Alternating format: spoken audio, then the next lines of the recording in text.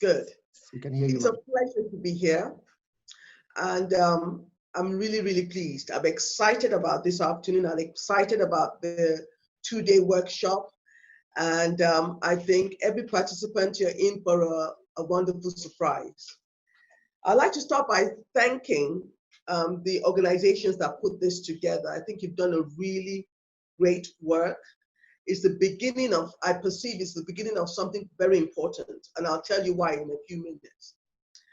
So I'd like to thank the Center for Enterprise and Economic Development Research, the Center for Understanding Sustainable Prosperity. I'd like to thank the American Space at CC Hub. CC Hub, I love CC Hub. I'd love to thank Ambrose, my dear friend, who got me into this. It's a real pleasure to be here. And I'd like to say some of the participants that are present. It's nice to see you, and I want to give a shout out to one of my favorite participants, and that is Tosi, who I have walked alongside with since she did the Young Reformers program about 6 years ago or more. She's doing great work with Street to School. So well done, Tosi. I know when he was really now co-founder, founder, I sort of buried my head and I'm thinking, oh my word, why would he do that to me? And many of you may be wondering, how can I possibly be involved with so many organizations? The truth is, I'm actually very passionate about transforming several sectors in Africa, education being one, health being another, the media space, and social enterprise that impact all these sectors. I strongly believe that it's the social enterprises, when they are properly positioned, that will drive national development in many nations in Africa. And I think it is time for social enterprise to see their role in national development. Many of them are still playing small, but we need some of them to get really aggressive and to get disruptive. And I'm involved with quite a number of disruptive social enterprises. I'm hoping we'll be able to see one today if the video works. Some that he didn't mention, and some of you may know, is Slum to School. I have the privilege and the honor of chairing that board. I'm also very involved with I Create Skills. We had a conference last year where we gave them the Reformers Arise Award for innovation. I recently got involved with Help for Nigeria. Why am I saying this? It's not, I don't get involved at the implementation level. It's not the strategic advisory level. Because I am convinced that until we enter into this space and implement innovative solutions, we're not going to see the transformation that Africa needs. So I said that my responsibility is to awaken what I call the reformer in people who will reform their sectors before they transform that sector.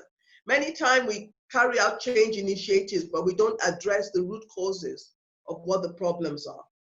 But that's not what this presentation is. That's not why I'm here today. Well, that's part of the reason why I'm here today. So I've been asked to speak to preparing your social enterprise for new realities. And if they put up my presentation, I've titled my presentation, Think, Steps to Thriving in Unusual Times. I don't know that it's Adeyemi or Ambrose sharing the screen.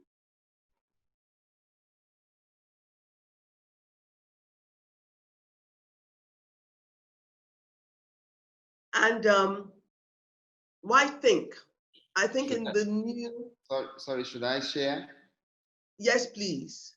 In these unusual times, one of the key qualities that every single person who wants to play significantly is to acquire the ability to think. I have a mentor who jokingly says that we're not very great thinkers in Africa. We could be better. We do a lot of activities, but we don't spend enough time thinking. And I think it's time to enter into that stratosphere, because those who think are able to drive change in unusual ways.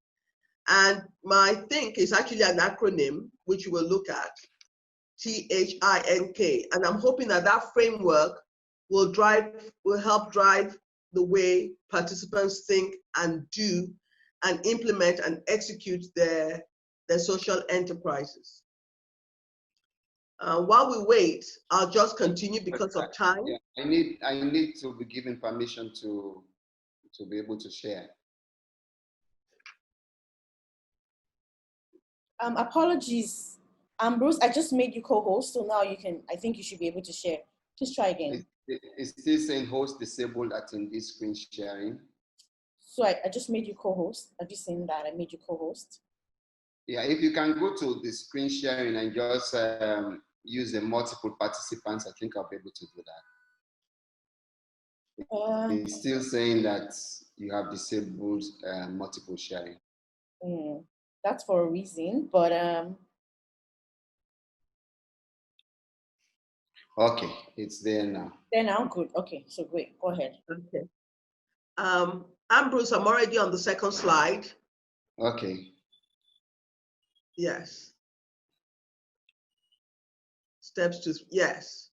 So the first question that I would like us to look at, who thrives? In these unusual times, who will have the ability, the grace, and the capacity to thrive? And then very quickly, we'll look at some of the current realities. I will not spend too much time here because I have a feeling, and I suspect that most of you know, okay, still here. And then we'll look at the think framework, and then what I call the 3 phases that we need to put on if we're going to thrive in post-COVID era. So who are the people that are going to thrive? And they have 3 qualities. They're unconventional. The third slide, the next slide, Ambrose. They're unconventional, they're uncommon, and they're unusual. They're people who have the ability to, I'm going to say die to the way they thought the way things would be. And you've got to be able to die very quickly, or else you'll keep sitting in the old, hoping pre-COVID era will come back. But the truth is, things have changed so significantly that we're not likely to go back to the way things once were. So the coming era, the rest of 2020 is going to be, those who are going to thrive will be the unconventional, the uncommon, and the unusual. So let's explore some of the unconventional, the uncommon, and the unusual. And the first highlight is the next slide.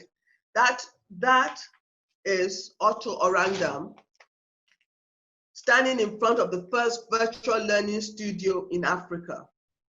They launched this on Monday, and right now they're actually at a global press conference, and I'm supposed to be there. But this for me was priority, participating in this workshop, because I committed to this at least a month ago. So I wasn't going to let the organization down. And this virtual learning studio, the first in Africa, did not exist 2 months ago. What you see is going to have the capacity to bring on board over 1,000. Right now, they're teaching over 1,000 students, 900 primary school kids, and over 100 secondary school children. And the target is to be able to teach and improve the learning outcomes of 10,000 of these out of school, young, vulnerable, underdeserved children in communities. This for me is significant. 2 months ago, it was an idea. 2 months later, it's a reality. And there's a presentation that actually compares what you see here that is happening for underserved communities in Makoko, in Takwabe, in Ekpe. Children in all these communities are having access to what someone said is available to, I think if you've seen this on social media, Harvard Business School. This is exactly similar, something similar to this. This is a game changer. And the participants, many of you come from across sectors in health, in education, in agriculture, because I saw the list of participants last night, and I was impressed with what a lot of you are doing, but you've got to acquire the understanding of what it will take to shift what you're doing to the next level. And that's why you are participating in this workshop. So this is the first virtual learning studio in Africa that took 2 months to put up. And I want to commend the Slum to School team for doing this. The next game changer that I would like us to look at is Skillers. And I'm not sure whether we're going to get the video. It's a very strong video. I've asked Ambrose to send it to all the participants later. But it's a video that shows how they're using technology for those who are in technical and vocational education that have been through a skills program that I Create has established. The plumbers, the electricians, state skilled, been upskilled, and they've created a technology platform that gives you access to these artisans. I wish you could see the video, but when you see the video, you'll know what I mean. They are not your usual artisans that come to your homes. They are young, they're creative, they're dynamic, they are beautiful, well-dressed, fully, they are changing. I Create is changing the face of what it means to be an artisan in Africa. So watch that space and see what I Create is doing. Again, I Create was just established in the last 24 months. They've had major skills conferences. I was at the last one last year. Like I said, they won the Reformers Arise Innovators Award at our conference last year. And I've just been watching them do amazing work over the last 12 months. So now, what does it take post-COVID era? What are the new realities? So let's just take a glimpse of this. I don't know how many of you recently, in the last 48 hours, the WHO chief, Tedros, made this statement that caught my attention. And I must confess, it bothered me. And these are extracts. He said, I want to be straight with you. There'll be no return to the old normal for the foreseeable future. Let me be blunt. Too many countries are headed in the wrong direction. If government do not roll out a comprehensive strategy to suppress transmission of the virus, and if populations do not follow basic public health principles, there's only one way this pandemic is going to go. It's going to get worse and worse and worse. A week ago, I would have thought, oh my God, WHO chief, you are exaggerating. But I had a conversation about 5 days ago with a doctor, one of the leading doctors in this pandemic. And in the first 5 minutes, she said, I respect this virus. I respect this disease. She used that statement 3 times. I respect this disease. I respect this disease. I respect this disease. The third time she said it, I said, why would you keep saying, I respect this disease? And she said, Alero, the truth is we do not know enough about this disease. We do not know, some of it is guesstimates. At a point in time, we thought it was people over 60, 50, 60, 70 that were vulnerable. But my 90-year-old father got it and he survived. Why? Because he's been doing a lot of exercise. He's a doctor. He sits out a lot, sits out in the sun a lot. But yet, I've just finished dealing with this 27-year-old who almost died and had the full-blown COVID-19 virus hit her at 27. And that's why I say I respect this virus, because it's also unpredictable. So to go back to the old normal in the foreseeable future is not going to happen. So now let's very quickly go to the next slide. I'm not going to spend too much time on the next slide or the slide after, so that we can get into what think means. Very quickly, I just try to summarize using this 4x4 quadrant.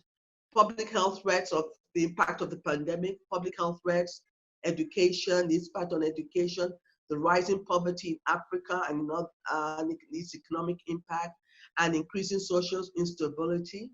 I'll just highlight some keywords. We have a worldwide pandemic, we know. There's still no vaccine, we know. Insufficient healthcare facilities in terms of isolation centers and beds. We have a disproportionate number of deaths among health workers. On the education side, we had to close schools, public places, end school feeding programs. Some children, that was the only meal that they had in a day, proper meal. There's been no learning, minimal learning, and there's great learning depending on which side of the social divide you find yourself. And as a result, it's worsening the already terrible inequity and inequality indicators that we have in Nigeria and the rest of Africa. The economic impact, we've had crash in investment markets, shutdown of international flight, tourism, shutdown of businesses, lockdown of cities and countries. We all know what has happened. We've had unrest, uncertainty, fear, and increasing social instability. But since after the lockdown, what has it looked like? And the next slide takes a peek at this. The new normal, what does it look like? The truth is that many nations may not open schools before September, and there are those who are considering staying closed until the end of the year. We're going to find that the way we work is going to change significantly. People are going to demand that they work from home, and there's going to be increasing autonomy in terms of their choice of whether they go in or they stay at home and work from home. The greater focus on outcomes rather than work hours. There's changes to how we move around. There's a pronounced focus on hygiene, greater awareness of health issues and inadequate resources. We have online consultations and telemedicine becoming more prevalent. We even have the use of smartphone apps now that are going to alert you if you have contact with infected people. These are the new normal. You can't go out without your face mask. I don't let anyone come anywhere near me right now. And we're continuously washing our hands. And just to tell you something about the new normal, there's the education hub that we've been running in City Hall for the last 6-7 years. And that's where the Young Reformers program we're running. And actually, I'm not even sure whether, Tosi, I think you got our email. We took a decision that we're shutting down and we're going virtual. And we're doing that from September because we realize that we're going to have greater impact going virtual than staying in a physical space. Because we have people applying for our programs from other parts of Africa, and we keep saying, sorry, no, you can't come, we're Lagos-based. Other people applying from Port Harcourt, Warri, different parts of Nigeria, and we keep saying, no, we are a physical space. And now we can delete the word physical and say we're a virtual space. So what does it take as a social enterprise to thrive? Not succeed, but to thrive for the new realities. How do you prepare for it? How do you thrive? And that's the framework I like us to look at, the think framework. T stands for technology, H for hard work, I for innovation, N for network, and K for knowledge. Don't look at the right-hand side of the slide yet. I'll come to that. Anyone that's going to thrive, technology is going to be the new normal. Technology in education,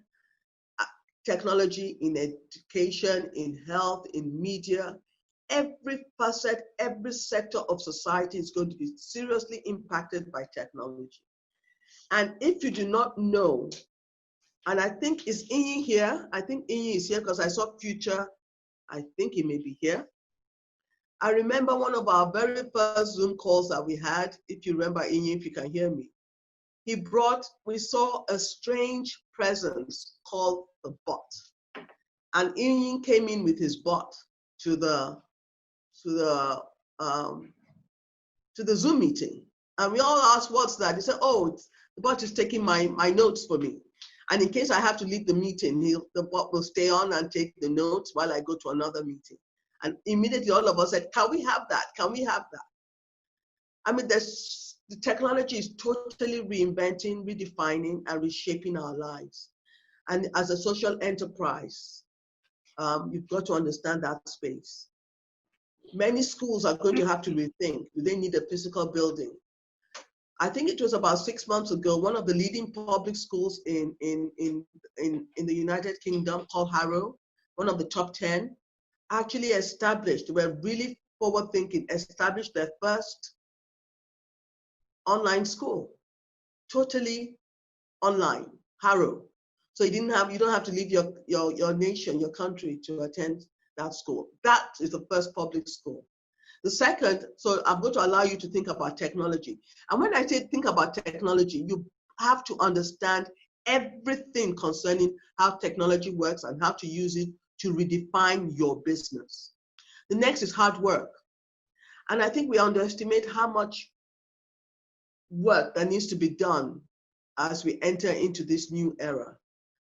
Many people are going to assume that they're going to get grants. You're not going to get grants that easily. It's not going to come that easy. A lot of, just as you mentioned, there are new grants, but DFID, for example, is redefining its business model. It's been subsumed under another department. Grants are going to dry up. And even if they don't dry up, they're not going to be coming to Africa like they were coming. Why? Because they need it in their nation. The next I is for innovation. The next is network. I'm going to allow you, innovation is key.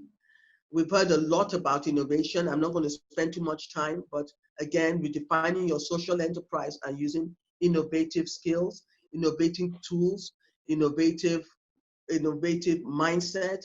You've got to, your social enterprise needs to use innovation to completely reshape, remodel, and rethink its business model. Where I like to pay attention to is the network. At first, there's two things, N for network and N for non-negotiable collaboration. To thrive in the new normal, you're going to have to work collaboratively. And I'm not using collaboration in the business sense, what you learn collaboration in business school. It goes beyond that. I've watched slum to school work, and the number of volunteers they have thousands of volunteers. At the last count, they have close to about 6,000 volunteers. They have about 40 units, 40 departments that work like a machine together. They have a significant number of people working in different locations in different parts of Africa. Why am I highlighting that? They work, they understand what it means to work collaboratively. And that's why in 2 months, they've been able to establish the first virtual learning studio in Africa. There's so much power that is released through collaboration. And many of you are working collaboratively all together, but I think it's also time for social enterprises to enter into relationships. Stop working solo. If you're in education, collaborate with other people. If you're in health, collaborate with other people. There's something emerging called Health for Nigeria. They're going to work in the primary healthcare space. Check them out. Collaborate with them. I've worked with a number of small social enterprises. You're too small to survive now. And that's the truth. You're not going to make it. You won't. If you don't partner and if you don't collaborate. And the last acronym, the last letter is K, knowledge. You're going to have to study and study and keep studying. You're going to research and keep researching. The new post-COVID era is going to belong to those that are thought leaders and those that have the knowledge and understanding of how the new ecosystem works. Do not be presumptuous that you know. You do not know enough. So keep researching and keep acquiring knowledge. In the last 3-4 days, I can't go into too much detail. I've been amazed at I've been attending Africa.com. They've had about 17 webinars that have released incredible knowledge and information. Check them out. And they've touched every sector, every facet, every aspect of what's going on in Africa. They've brought thought leaders and brought them to our attention. They are the cutting edge. So please check them out. And let me now come to the other side of the framework, dying to how you thought it will be. Don't hold on to anything that will keep you in the old. Embrace the new. And also, D also stands for do it afraid. Think big and do it afraid. And why I'm saying this, I've met people who are struggling and want to save what they have. You may not be able to save what you have. Be ready for that. And the O in do afraid is organizational swiftness and excellence. You've got to be as swift as a gazelle in this new era. You've got to be able to think and move and do all at the same time. And that's why bringing several minds to play is so important. Key into your relationships, your mentors, your board.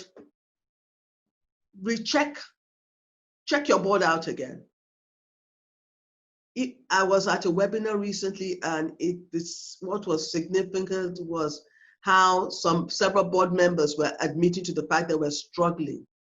Help your board members, carry them along, help them to understand the new, and then tap into those that understand the new already, walking in the new, and tap into their knowledge and their understanding. So think technology, hard work, innovation, network, and knowledge. I will encourage you to do a quadrant with this, and under each of the when you know the top quadrant 4x4, this is really like a 5x5. Put all the things, populate it with what you need to do, and I will encourage you to do this with your team, so that you are at the cutting edge and you know what action steps you need to take. So let me quickly go through the next 3 slides.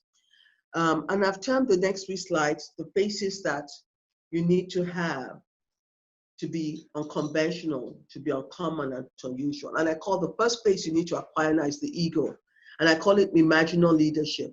Imaginal leaders are those who have the ability to see into the future and have the innovative ability to pull that future into now. There are several imaginal leaders. A classic example is Steve Jobs. He was a classic example of an imaginal leader. Among the next generation, I can tell you imaginal leaders. Ian, if he's on board, he's an imaginal leader. Otto is an imaginal leader. I could go on and on. And they just have that understanding of being several steps ahead of the game and at the cutting edge. And there's a good book by a man called Tom Rudnick. It's called Becoming an Imaginal Leader. Check it out, Becoming an Imaginal Leader by Tom Rudnick. And there's something called imaginal education, but I'm not going there right now. So one phase you need to acquire the ego. The second phase is becoming. The second phase is becoming the lion. You're going to have to be a courageous leader to take some difficult decisions, painful decisions, but they are the right decisions. And then you're going to have the courage to step into the future and the courage to build that future. It can be painful, it can be difficult, but that's what you're wired for, to be imaginal and to be courageous. The third phase is more gentle and is the butterfly, but do not underestimate this phase. This is transformational leadership. And right now, there are quite a lot of seminars and you can get this on, there's transformational, how to be a transformational leader. I think even, you have some of the top schools running seminars on this. But transformational leadership is exactly what it says. Like, the difference between the caterpillar and the butterfly is non-negotiable. It's totally different. They're totally different entities. And when you transform, that's what we need on the continent of Africa, is that you first have to reform systems, processes, and structures before you transform, so that what you get at the end of it clearly different from what you started with. We do not have enough transformational leaders taking leadership responsibilities at our executive, at our at executive, judiciary, and at the National Assembly. We need more transformational leaders, and that's why the next generation, this is who you have to become. This is what you have to become. You have to understand how to take sectors, how to transform systems, so that what you get at the end does not look like what you started with. And there's a process, and there's a system of how you make it work. And that's what transformational leadership will help you to do. So it's time to wear the three faces: the face of the eagle, imaginal leadership; the face of the lion, courageous leadership; and the butterfly, transformational leadership. And I close with the last thing I'd like to leave you with, and that's the currency of relationships. As you move forward, social enterprises know how to tap into the relationship. The currency of relationship is greater than the currency of money. If you have relationships, you will create, you will become, you will succeed, and you will thrive.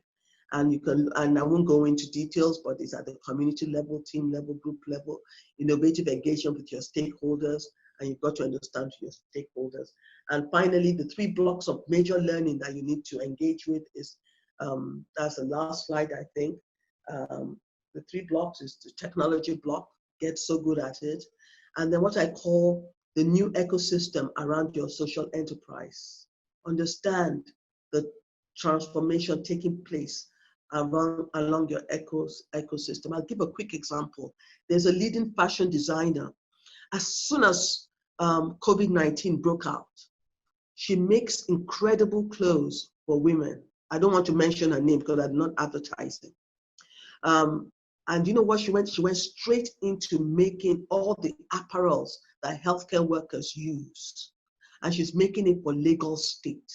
So she's had no downtime. Her workers have been fully engaged. She's making money and yet meeting a great need.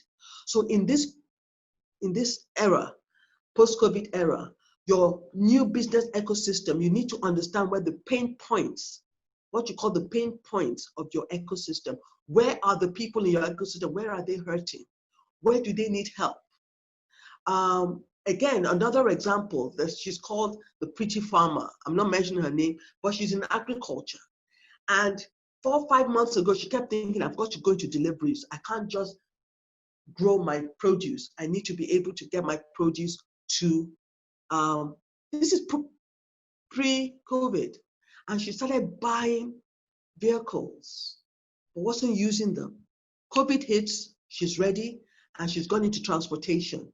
So she now has a new business, delivery business, that is making actually more money now than her agricultural business. And the final point, the 3rd block that you need to understand is what I call return on investment. You have to carefully document your evidence of impact. And there's a whole course on return on investment. We can't go into too much detail, but there's a whole course on return on investment. There's an organization, Google them, I think ROI.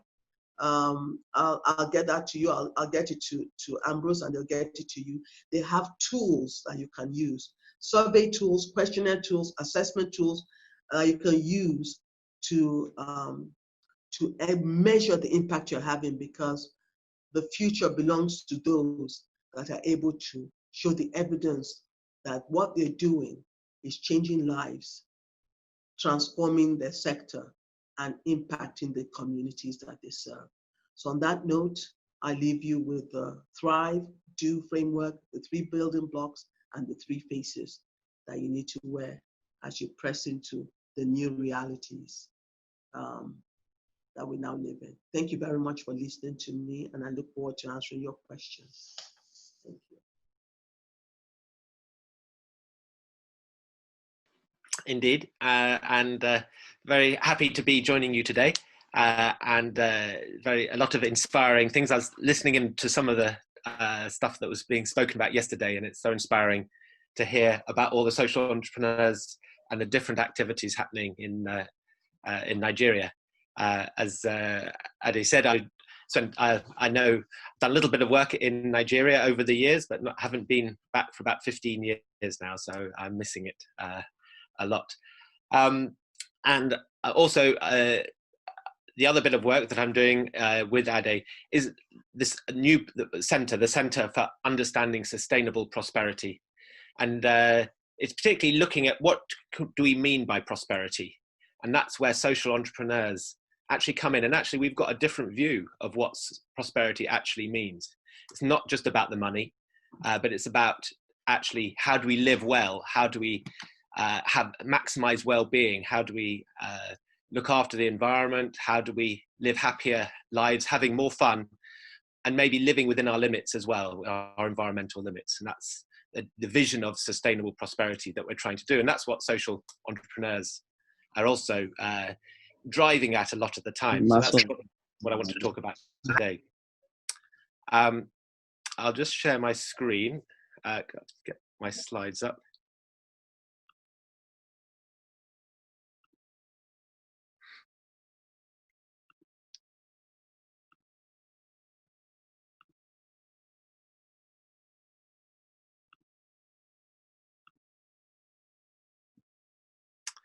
Great, so hopefully you can all see that. So I want to talk today about the amazing things that social entrepreneurs are doing. Is how do you tell people what you're doing? How do you learn from what you're doing as well? Don't keep it all a secret, because there's amazing things being done, but you've got to be shouting about it. Not only to tell other people what you do, but also to learn yourself within your own organization. And that's the theme that I'll be looking at today. So we've got to know, like I'll talk today about how do you know how well you're doing? And there's 2 reasons to do this. One is to prove to others, so you can get the funding, so you can tell funders, you can tell your customers, these are the amazing things we're doing. And then you can more likely to get more resources that way. But the second reason to look at what your impact is and to measure what your impact is to improve what you do, and then to know what works as well. There's no point putting all your effort into something and then you realize later, actually, it hasn't been as successful as something else that you've been doing. So how do you know what's the most effective way to use your time? And at a time of crisis that we're in at the moment, and I think we'll hear more, we heard yesterday a bit about that, of the opportunities that are suddenly needed, the desperate need for social entrepreneurs to tackle some of these issues, and also the desperate need for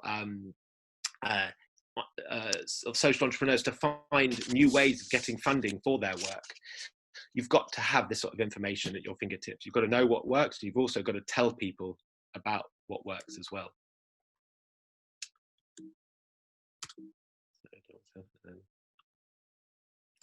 And I think it's particularly hard for entrepreneurs, social entrepreneurs, because running any business is very hard. But running a social entrepreneur, running a social enterprise is even harder, but even more rewarding. And that's because of these 2 things we're always doing when we're running a social enterprise. And I've been involved in running several myself. And what we're trying to do always is we're trying to create the social and environmental change, but then we're also trying to run a business. So we're trying to do 2 things. So you could say it's much harder than a normal business, but also as a social entrepreneur, you can find ways of doing something that is so rewarding and really makes that difference. And that's why we call it more than profit. It's not for profit. Making a profit is necessary just to keep the business going. But you're doing more than that. You're having a social impact and you're having your environmental impact. So if you're trying to have those impacts, the social impact, then you need to be knowing what that is. And that's where traditional business might be having accounting that's looking at what they do at their business. Is their business working? And social enterprises need it, financial accounting, just to make sure they've got a good business. But also you need to have social accounting. And that's all about telling people about what your outcomes are. And I think what you'll be doing later in one of the exercises is how do you really get down to what your outcomes are? Because your outcomes is the actual benefit you're having on people's lives, on the environment. It's not just the activity you're doing. It's not the training course you're running. It's not the mentoring program. It's not the health service being delivered. That's really important. But it's what's the health outcome? What's the benefit to people that they're having? So that's what I'll be looking at in some of the slides going over. But some of the reasons for doing this is to show your customers and to show other people what you're doing. And I think quite often here in the UK, there's a lot of interest in actually buying products that actually have a social impact. And one of the biggest examples, particularly related to some of the work I was doing in Ghana, was looking at this idea of fair trade, where producers who can demonstrate that they're growing cocoa to very high standards of social standards and environmental standards can get a fair trade mark, and that the consumers, when they're buying it, will pay a bit extra. We're also finding that companies might buy from social enterprises because they like to, rather than if they're looking, for example, to buy food for an event, they might want to buy from a social enterprise that has that's producing food, helping people who might be coming from disadvantaged backgrounds. And by buying that food, they can then have a social benefit. But how do they know that it's actually having that social benefit? You've got to prove that your work and your work is doing is worthy of them buying and paying a bit extra for your social benefit. We also see in the UK an interest from the public sector, where they can actually say, well, actually, if I buy from a social enterprise, if I'm buying a health service or buying some education, that the social enterprises are doing a lot more than just a straight private business. And if you're buying some, for example, looking at waste collection, that's some work that Ade is doing, the actual wider role that these social enterprises are doing, they're not just picking up waste and collecting litter, they're actually having a much bigger impact on education, on people's lives, on livelihoods as well. So it's wider, you can demonstrate these wider values in what you're doing if you're going for a government or going for a contract. And finally, you can demonstrate your social value by actually labeling your type of organization. In the UK, I'm part of a movement called the Benefit Corporation. And this is to try and label businesses that have a core social and environmental purpose as a benefit corporation, that they still run as businesses, but they're certified to prove that they are having this bigger environmental and social purpose. So that's the benefit. If you measure your impact, you can demonstrate it, you can actually get more customers and get more money, and it's an important way of growing.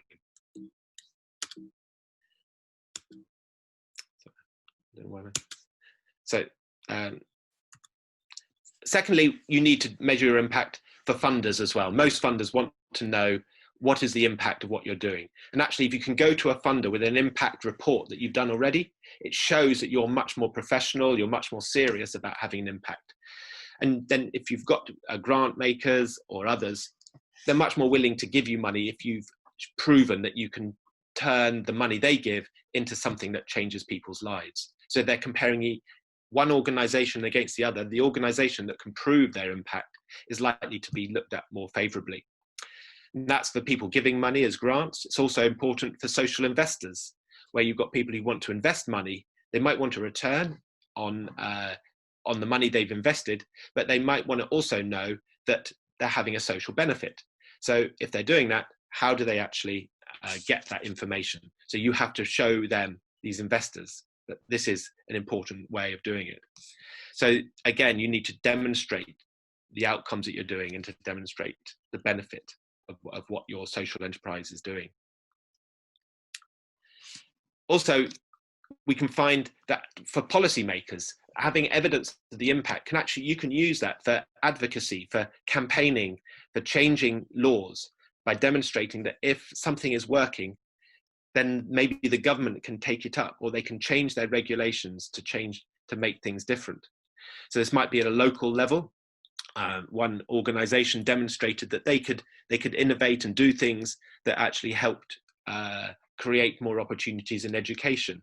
And once they'd proven that, then other parts of the public sector were supporting it, and it got into the school systems that way. And other things can get into the health system as well. You might also want to demonstrate to get local authority support. In another area, in the UK, there was a very stigmatized group of migrant workers in an area. But then through measuring the impact of what the work they were doing together with the local communities, they could actually show that this group shouldn't be stigmatized. They should be celebrated and welcomed into this area. And so it really helped bring together a community. And you can even look at this at a national level. And really, maybe this is an area for another talk, but there's a growing interest in moving away from this, an obsession with gross domestic product and a financial measure of each country. And actually some of the work I'm doing in Bhutan is looking at how do they actually measure a different way of the outcomes and the impact of a whole country. And they have an idea of gross national happiness, that they should actually measure the well-being of people and their happiness across the whole country. So that's for demonstrating to others. That's for proving. As I said at the beginning, we had the idea of proving what works. On the other hand, we can also have the issue of improving the organization as well. And I think for improving the organization, you've got to measure what you're doing, because this way you can then understand, you can learn, you can know what works. Every organization has to always learn, always realize, especially when the world is changing so fast around us. The second thing for measuring impact is you can turn it into an empowering tool. You can take, it's not just, you're not bringing in outsiders to measure your impact. You're actually bringing in, you can do it yourself, bring the beneficiaries together to help them think through what are the benefits for us. And it can use it to sort of generate their ideas together. You can use it as a strategy tool. So you can measure what impact, which direction you might go in the future. So you can assess, if I went down this line or should I go down this line, which is going to be best for me as well. And then finally, it's a governance tool. Your trustees, directors, they might be, they might need this so that they can be assured that the organization is actually having the social impact that it's claiming to have. So these are the important reasons for doing it. This is the how to improve your organization. So slides are not going on. There's various different types of ways of measuring your impact. The easiest way is just to actually use case studies of individuals. So you can tell a story of a child who's actually had the education that you've been working on and has actually changed their lives. Or you can have another story of someone who was ill and had some health treatment that you might be providing, or someone whose job has been created. So just a single story can be very powerful. But that's not quite as good as looking at some of the other approaches, such as how do you, when you're having more complicated benefits. And then you can also collect information about a wide number of people that are also benefiting across your organization. Trying to get my slides to work. I'm very sorry. It's crashed. Here we go. So this is an example of an outcome star where they looked at particularly looking at mental health care of people. And they realized that mental health has a whole range of different criteria. And it was quite hard to measure what is the impact on mental health. But actually they said, well, let's actually look at these criteria that I've got here at the points of each of these stars and say what we want is of, say, the 100 people we're working with, what's the average at the beginning of the treatment? And that's the orange line at the beginning.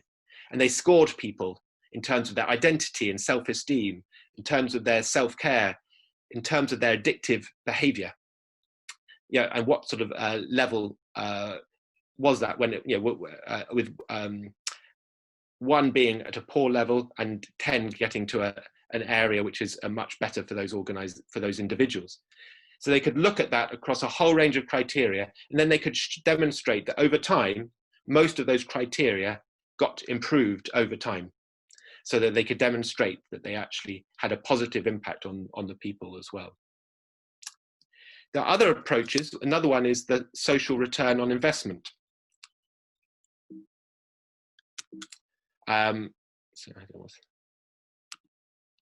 So this is where you can have in a business, you have your return on investment, where you invest money, you get a profit back. But if your focus is on the social impact if you're a social entrepreneur, you want to know what is the social impact coming back from every bit of money invested. And so there are ways of actually measuring for every dollar or naira that is spent, how much value was created back to society from that. And so, for example, you might say, if you're doing work on going back to the mental health example, you could say for each pound spent on improving the mental health of somebody, they then had a benefit because they could stay in work, or they didn't go to hospital, or you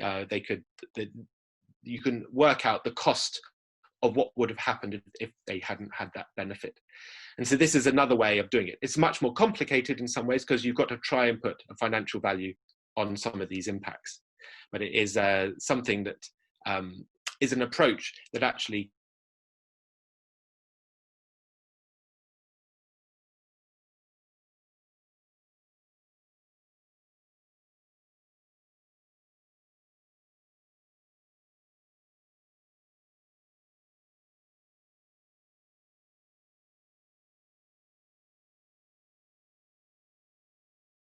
amazing work that social entrepreneurs are doing. You don't want to keep quiet about it. You want to let everybody know. And in today's day, with so many people making claims, sometimes you have a bit of fake news as well of people making claims. You need to show that you're different, that you are making a huge difference. And the benefits that if people are going to put money into your organizations and to fund your work, you've got to demonstrate that you are making that big difference. And if you can turn that into a business opportunity, it can be a way of growing your business quite fast because your reputation will be growing, and that will be a great way of seeing the impact. And that's what we need in these times, which are so uncertain and difficult at the moment. Thank you.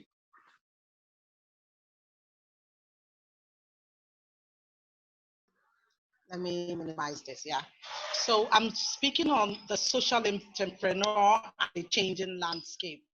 I chose this topic because of everything that has happened around us, especially in time. It's been a whole lot of change.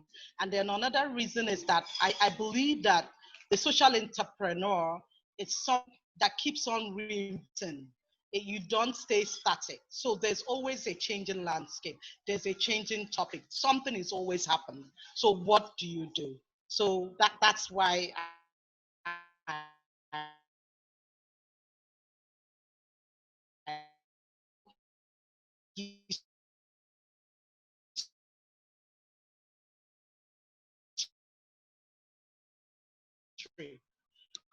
the history now did in the they had a research and they realized that social entrepreneurs were not recognized.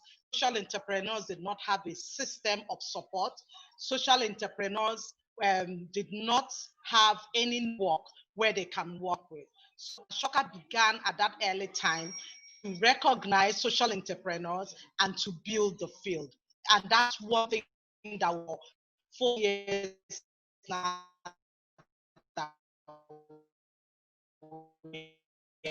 is how do we activate scale for the social, his or her idea. I was so intrigued,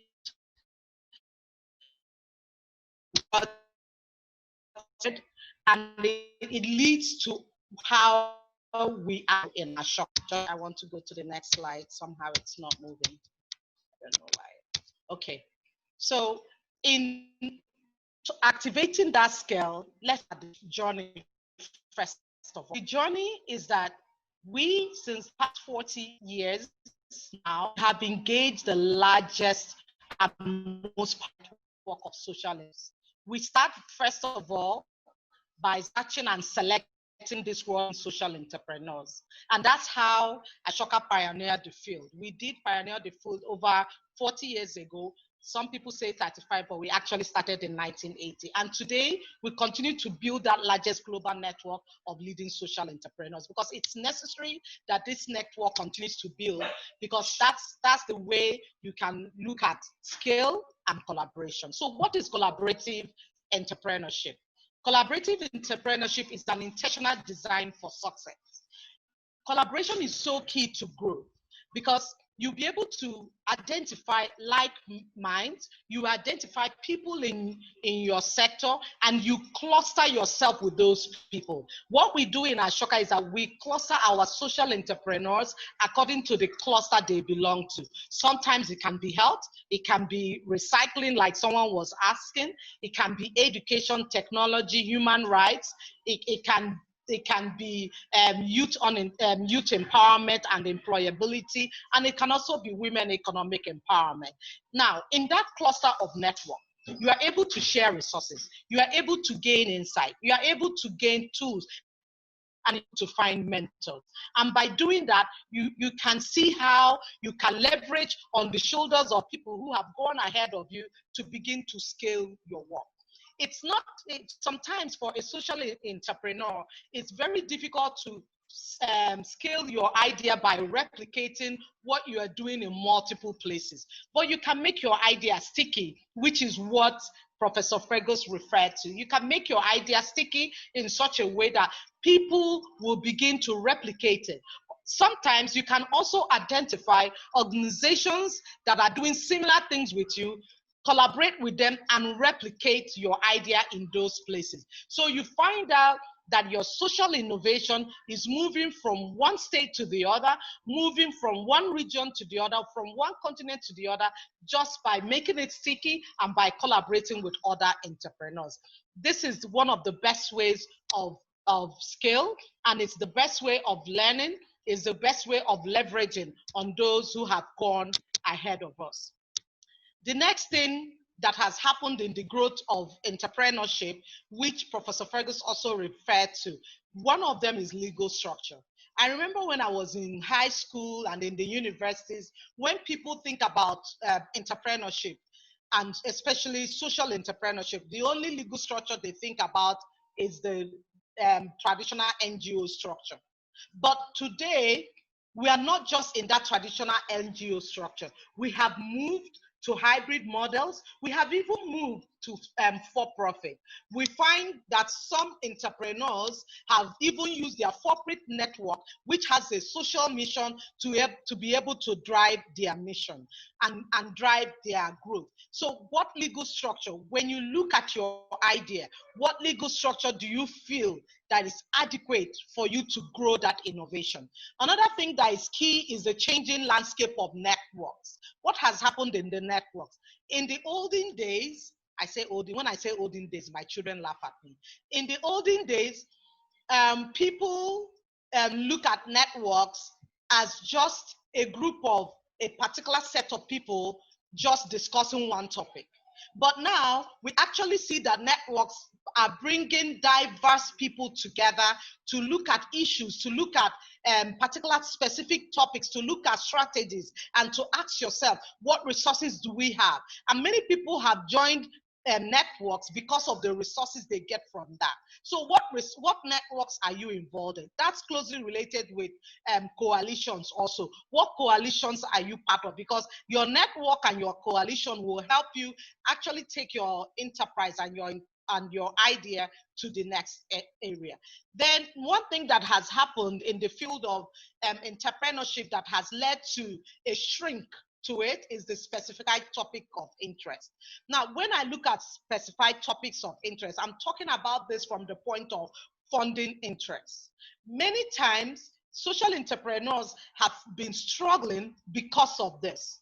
They struggle because the topic of interest do not cover their scope of work anymore. So what do you do to the next thing, shrinking funds? What do you do when you find yourself in that space of shrinking funds? You have to look at your idea. For many social entrepreneurs, what they have done, which I would like to share, is that they have looked at their idea and they have found a segment of their idea or a segment of their strategy that they can actually turn into profit, so that they are not always going cap in hand to funders, to corporates seeking for funds, so that they'll be able to plow back whatever they make to their social enterprise or idea, so that they will begin to grow. So it's important that every social entrepreneur thinks about this, especially your legal structure. You have to look at it and ask yourself, where am I going? Do I want the hybrid model? If I want the NGO model, the non-profit model, is that restrictive with the idea that I have? How does it speak to me? And then if I want the for-profit model, if I look at funding and engagement, I interviewed a social entrepreneur the other day. He started with a for-profit model, but he realized for him to be able to scale and engage with large-scale people in the line that he is, that he's going to need a non-profit model. So what he did is that he registered a non-profit model, and he's now positioning that non-profit model to be the vehicle for him to scale his idea to different regions. So you have to do that inner search to ask yourself, what is my plan? What do I intend to do? How do I want to work this out? And by asking yourself those questions and looking at what you want to do, then you'll be able to decide. Then for the social entrepreneur, what next? I left this blank because I believe that every social entrepreneur must come to a space you have a blank page. And in that blank page, you decide, what am I going to write on it? You have to make that decision. I mean, many entrepreneurs, when COVID hit, when the pandemic hit, they had a blank page. And everybody had to get into the creative space and begin to think, how do I continue to engage with my target audience in this space with what is happening? How do I make sure that I'm relevant even at this time? How do I position the resources I have and stretch it so that I will be able to still hit my milestone? Who should I be collaborating with now? What does collaboration look like to me now? And then the next thing you have to look at in your blank space is, what is that space that I need to be in?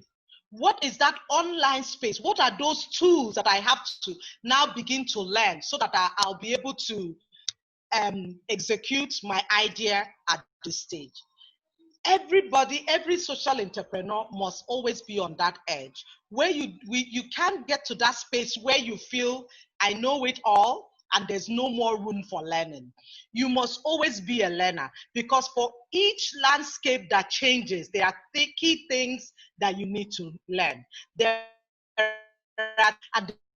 You need to connect with. So you have to be able to design your system in such a way that you have that openness to share, you have that openness to learn. And then another thing you have to look at, you always have to critically observe the problem that you are solving. And when you understand that problem, you are able to design a system-based approach solution to it. Because understanding a problem from this systemic area is understanding the root cause. And when you understand the root cause of that problem, you are able to design a system that will be able to plug that problem and solve it. So you have to know the root cause. And then the next thing you have to do, once you understand the root cause, you now have to ask yourself, who are the people that I need to collaborate with? Who are they? Are they strategic partners? Are they funding partners? Are they resource partners? Are they thought partners? Who are they? Who are the people I need to consult with to be able to take this idea to the next stage? And of course, you also need to ask yourself, in my collaboration, how do we ensure that I remain ethical? that I don't compromise my system, I don't compromise my work because I want to grow. How do I ensure I remain ethical? Being ethical is very key because that's a narrative that we have to change, starting in Africa. We have to change that narrative and that belief that people have that social entrepreneurs or entrepreneurs as a whole can be in any space and do anything. So you have to remain ethical. Now, the next question you ask yourself in your blank page is, as I'm remaining ethical and I see that things are not working well, what do I do? Don't be afraid of failure. You have to make sure, even in your stage of failure, fail fast, get up, go back to the drawing board and re-strategize. That's what life is all about. Because for each time, there might be being an entrepreneur and having that ability to be creative gives you the opportunity to keep on designing. It gives you the opportunity to keep on asking those critical questions of what next. And that's where I want to stop. So please, let's look at our ideas. Always believe in research, re-strategize, work on it, collaborate with others, look at your space and ask yourself at each point, what do I need? Thank you.